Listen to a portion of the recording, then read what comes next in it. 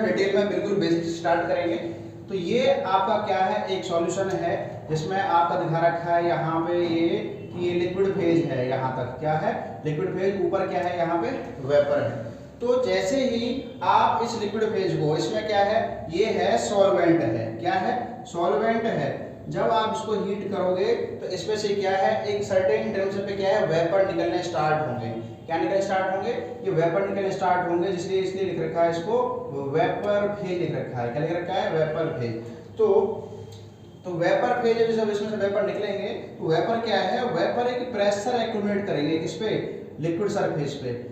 जब vapour liquid surface पे pressure करेंगे तो उसको क्या कहेंगे, वेपर प्रेशर कहेंगे। क्या कहेंगे, the pressure which exert bye vapour on the liquid surface, उसे आप क्या कहोगे, वेपर प्रेशर कहोगे। क्या कहोगे, वेपर प्रेशर।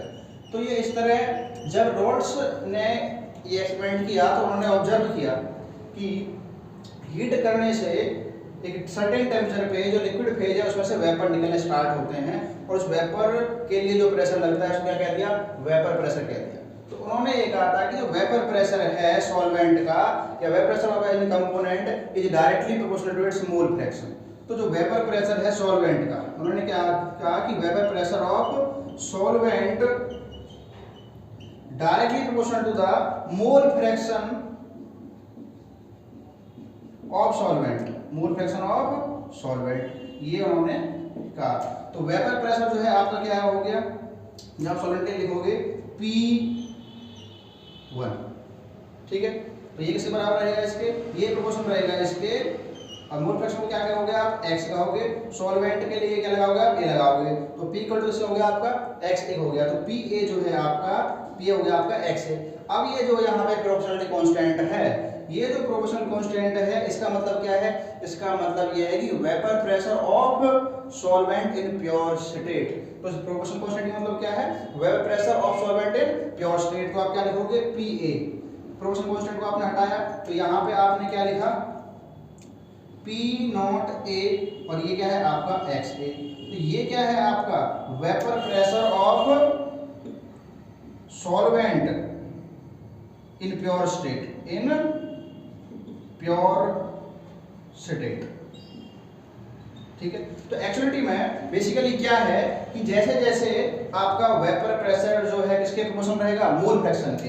तो ये जो है आपका रखा है वेपर प्रेशर है, मोल फ्रैक्शन है। तो जैसे जैसे आपका वेपर प्रेशर बढ़ जाएगा, मोल फ्रैक्शन बढ़ जाएगा, तो क्या है वेपर प्रेशर सॉल्वेंट का क्या है, इंक्रीज होता जाएगा। ये क्या है आपका वेपर प्रेशर ऑफ सॉल्वेंट।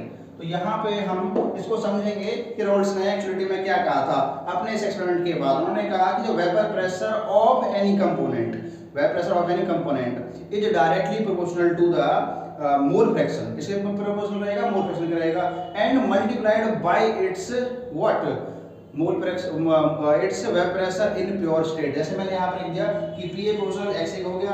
ये प्रोपोर्शनल कांस्टेंट का मतलब क्या है यहाँ पे, कि इसका वेपर प्रेशर किसमें, प्योर स्टेट में, उसको नोट किया मैंने P नॉट A से, ठीक है। ऐसे ही यदि आपको यहाँ पर निकालते PV, कि वेपर प्रेशर आप सॉल्वेंट का निकालते, ठीक है, और ये नॉन वोलेटाइल नहीं है, वोलेटाइल है, ताकि इसमें से वेपर निकल सके।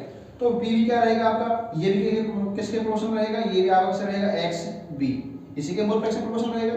जब आप यहाँ से प्रोपोर्शनल कांस्टेंट को हटाओगे तो क्या आ जाएगा आपका P नॉट B XB, ठीक है, ये P भी आपका इसके बराबर हो गया।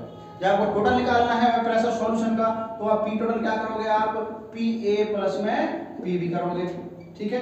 तो यहाँ पे आपका PA किसके बराबर आया है, आपका P आया है P not A XA, plus में PB किसके आया है आपका P नॉट B XB।